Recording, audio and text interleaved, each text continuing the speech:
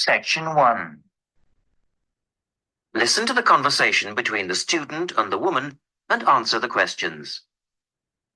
First, you have some time to look at questions 1 to 4.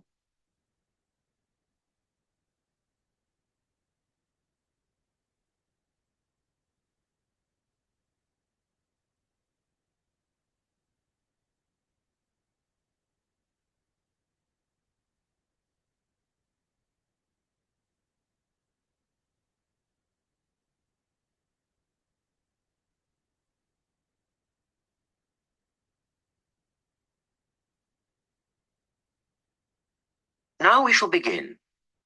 You should answer the questions as you listen because you will not hear the recording a second time. Look at the registration form. Listen carefully and answer questions 1 to 4. Good morning. Good morning. Can I help you? Yes. Is this where we register for the Beyond 2000 conference? Yes. What's your name and I'll get your conference bag. Well, I haven't actually registered yet. I was told I'd be able to register today, so I hope that's okay. I've just arrived in Melbourne. That should be fine if you're a student. I'll need to take your details though. So can I have your full name? Yes, sure. It's Melanie Mitchell. Is that Mitchell? Yes, that's right. And that's Ms., not Miss. Okay, fair enough. And what's your address, Melanie? I live in student accommodation at Sydney University, so my address there is Room 66, Women's College, Newtown. Okay. And which faculty are you studying in? I'm in the Faculty of Education. I'm doing a master's in primary school teaching. Right. And may I see your student card because I need to verify that you're a current student? Yes, sure. Here it is. My number is 994578ED. The woman asks the student some more questions about the conference. Look at questions 5 to 10.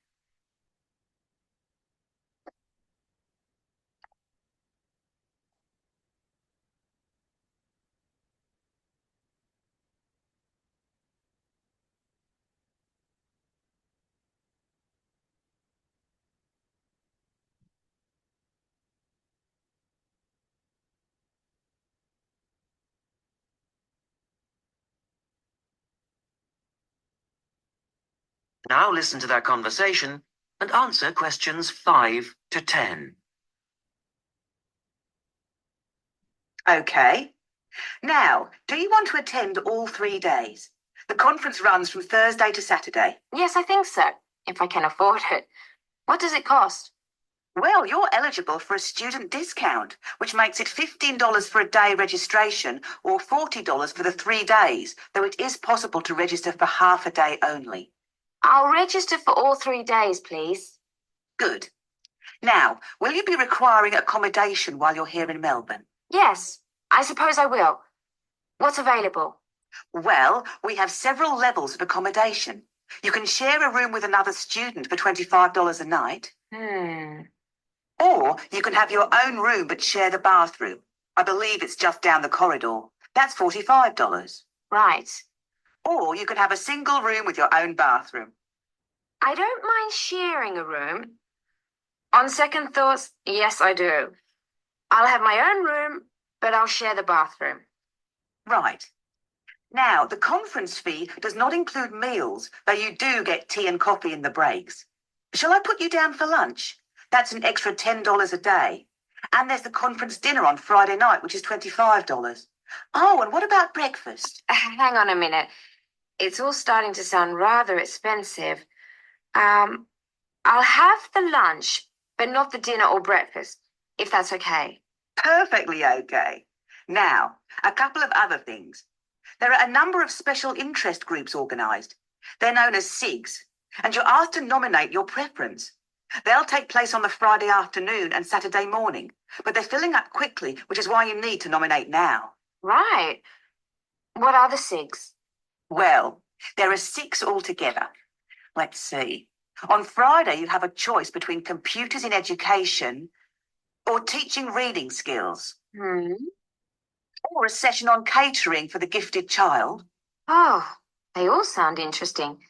But technology in the classroom is really my area of interest rather than reading. So I'll go for that. I can probably read up on the gifted child topic myself. Right. And then the Saturday options are a session on cultural differences, or there's music in the primary curriculum, or you could go to the one on gender issues in the classroom. Wow! Can I go to them all? They all sound fascinating. Afraid not. Well, I'm really interested in how boys and girls behave differently, even when they are very young. So I'd better opt for the third session, even though the cultural differences is probably really interesting too. Right. And the music option would be interesting. And how would you like to pay? We accept most credit cards or bank checks, but not personal checks, I'm afraid. Been called out too often before. And cash, of course. We never say no to cash. I'll have to put it on my card because I don't have enough cash on me right now. That's fine. Enjoy your time here with us in Melbourne. That is the end of section 1. You now have half a minute to check your answers.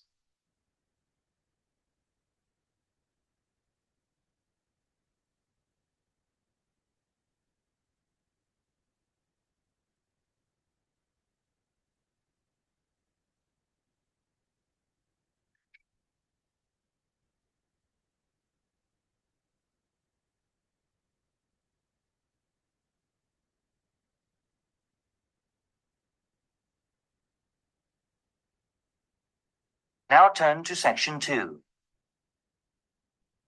Section 2. You will hear a woman talking about a number of different beaches to a group of tourists. First, look at questions 11 to 20.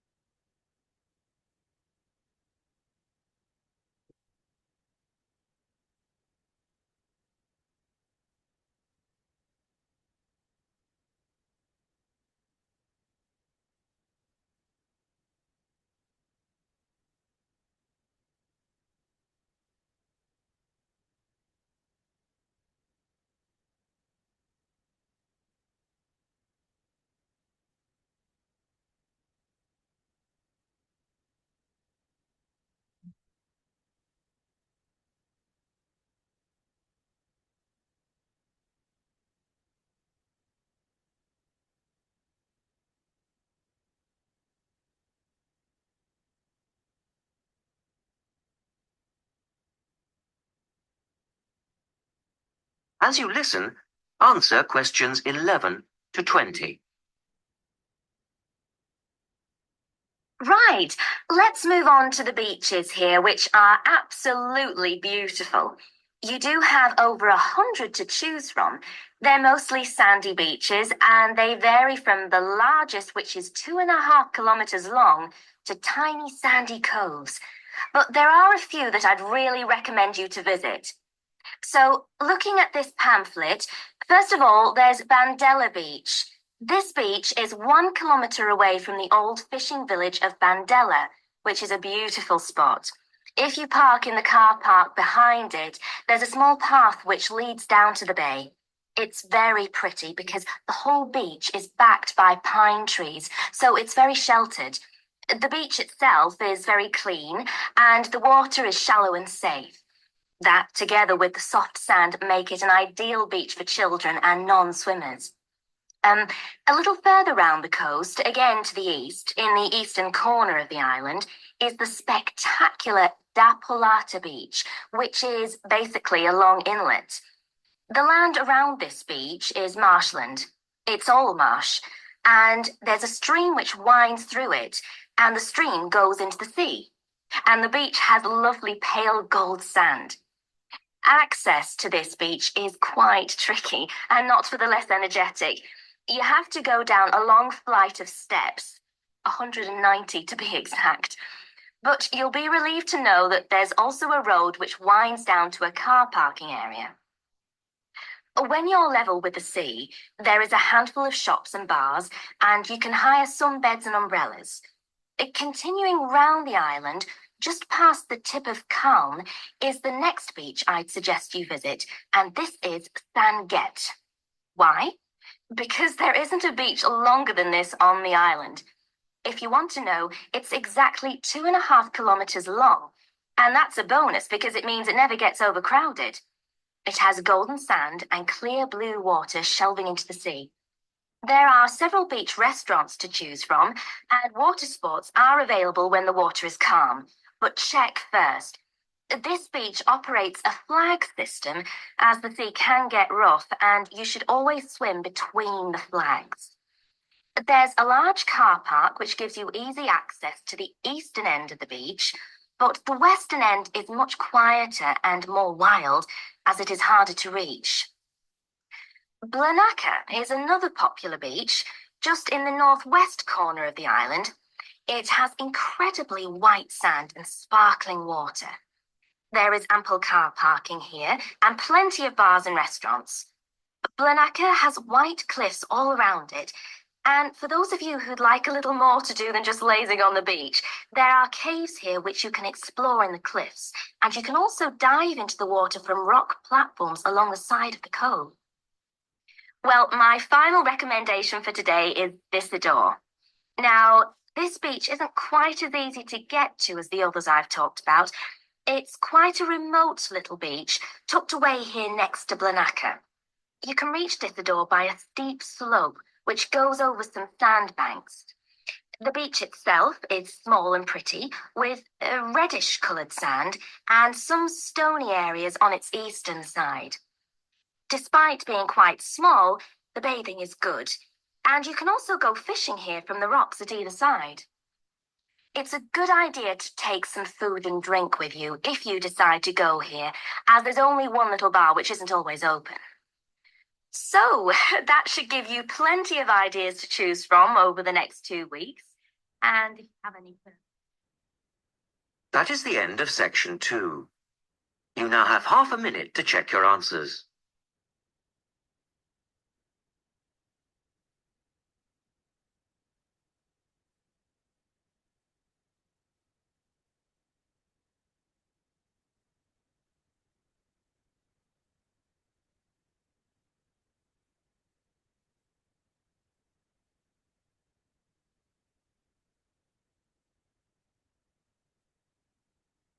Now turn to section 3. Section 3. In this section, you will hear a discussion between a male interviewer and a woman who is the manager of a major bookstore. First, look at questions 21 to 24.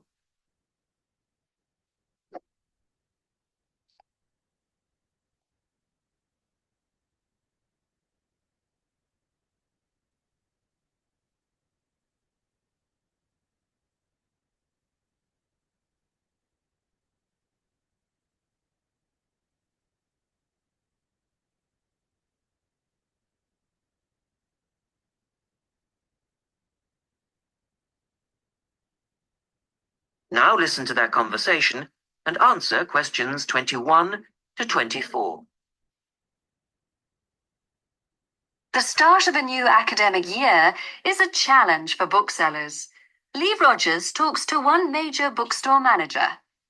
Jenny Farrow, you're the manager of Dalton Books, and you sell an awful lot of books to students, don't you? Yes, we do. How do you manage to make sure that you're going to have the books students need when all the new courses begin? Basically, we make preparations long before they arrive. Like all other major book retailers, we have a database of information. And using that, we contact course conveners in May and ask them to send us their book lists. How many books are we talking about? For one course? Yes, as an example. An average course requires about 30 books. We ask lecturers to indicate whether a book is what we call essential reading. You know, the students simply have to get it, or whether it's what they would term recommended reading, or whether it's just a supplementary text that they tend to refer to as background reading. What about predicted buyers? It's not a perfect system, unfortunately. If a lecturer tells us that he expects us to sell 100 copies of a book, we know that we could actually sell anything from 50 to 150. That's why in practice, when it comes to ordering, it's a lot safer to go by the previous year's sales figures, if that's possible, of course, if we've sold the book before. We also build other factors into the equation, including the type of course that the books are for, the student's year group, and a measure of our own judgment. And these criteria make a fairly accurate guide. As accurate as we can be, yes. Look at questions 25 to 30.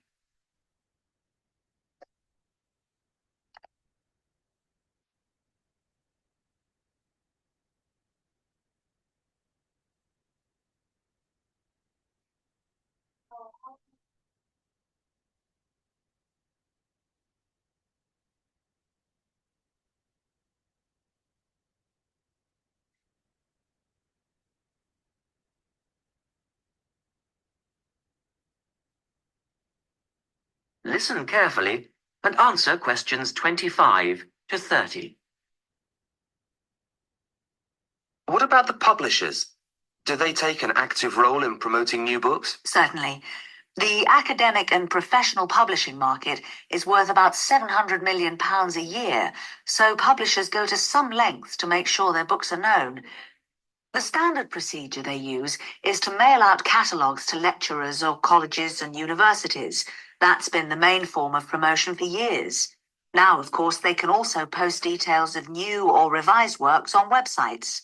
Some even go so far as writing individual letters to the appropriate lecturers in order to let them know what's coming up. The lecturers then contact you if they're interested. That's right. The publishers send us, the booksellers, inspection copies. Lecturers can then get a free copy and decide whether it's going to be suitable for their course. And how does it work with the students? What are they looking for and who helps them most? I think lecturers are best placed to understand the students' needs. Often the critical issue is what represents value for money for students. This is more important than price per se. Do students actually buy books before they start the course? Apparently, a large proportion of students wait to see what they need. Students have a firm idea of what constitutes a good book, so they tend to give themselves time to look at all the options before making a choice. They tend to go for books that are clear and easy to use. Often, the texts that their lecturers recommend turn out to be too academic and remain here on our shelves. Well, that was Jenny Farrow. And I guess That is the end of section 3. You now have half a minute to check your answers.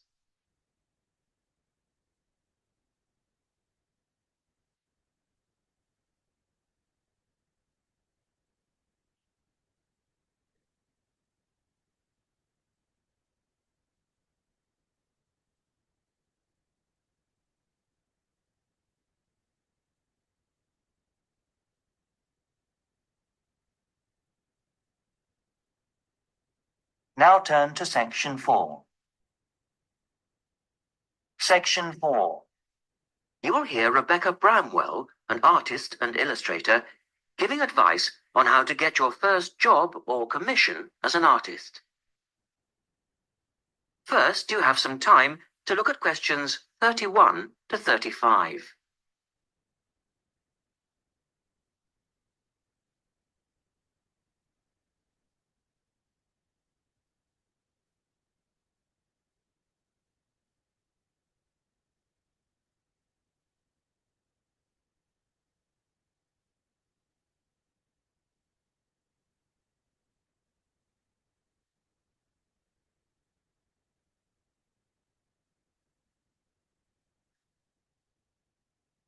Now listen carefully and answer questions 31 to 35.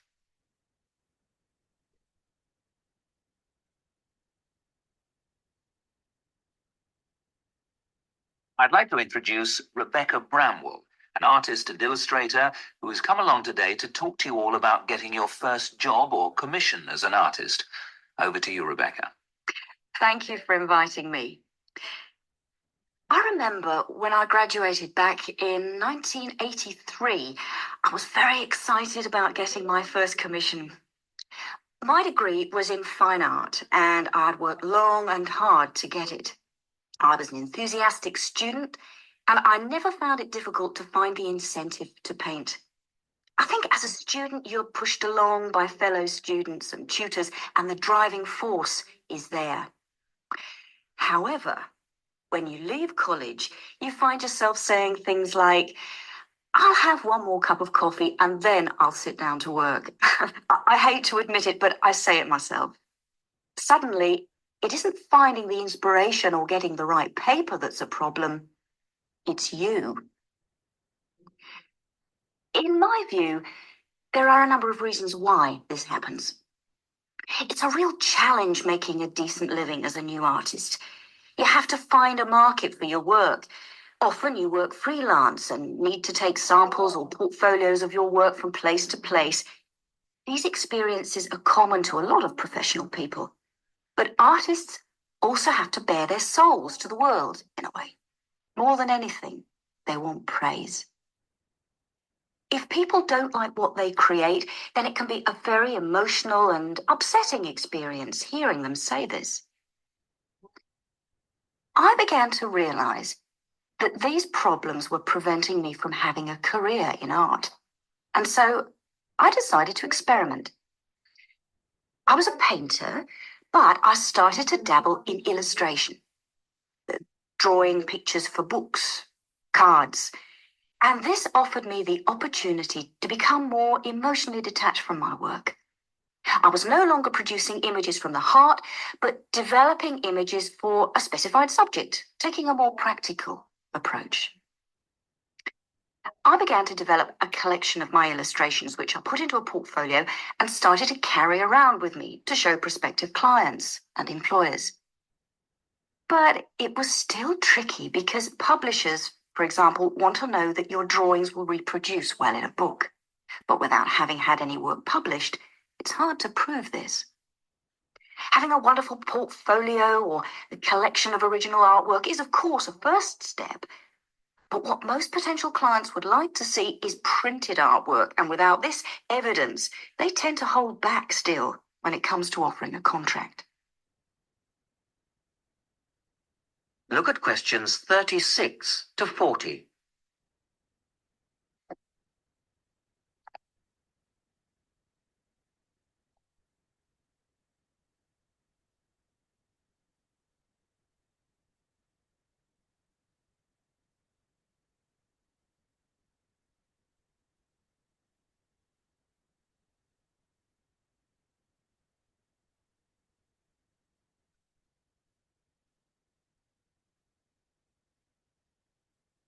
Now answer questions 36 to 40. Well, I overcame this problem in two ways. And I suppose this is my advice to you on preparing your portfolio of your best work. The first way was by submitting my work for a competition. And the one I chose was for a horoscope design and was sponsored by a top women's magazine. There are a few of these competitions each year, and they offer new illustrators an opportunity to showcase their work. The other approach I took was to design and print some mock-up pages of a book. In other words, I placed some of my illustrations next to some text in order to demonstrate how my work would look when it was printed.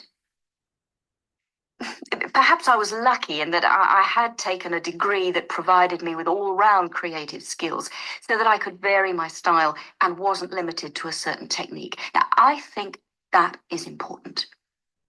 The art world and many other creative fields do try to pigeonhole people into snug boxes with an accompanying label. Now, I think you should try to resist this if you feel it happening to you.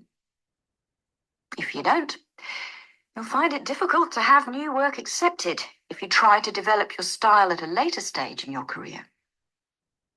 Nevertheless, when you start out, and particularly when you're going for an interview, it's important not to confuse people by having a lot of different examples in your portfolio. One remedy for this is to separate your work into distinct categories. In my case, I did this by dividing my design-inspired illustrations from my paintings. It's then easier to analyse the market suited to each portfolio, such as magazines, book jackets, CD covers, etc. Working under two names is also useful, as it clarifies the different approaches and offers a distinction between them. I think it's been hard for artists to be recognised in anything other than the pigeonholes that they've been placed in. But luckily, these barriers are slowly being demolished. So That is the end of section 4. You now have half a minute to check your answers.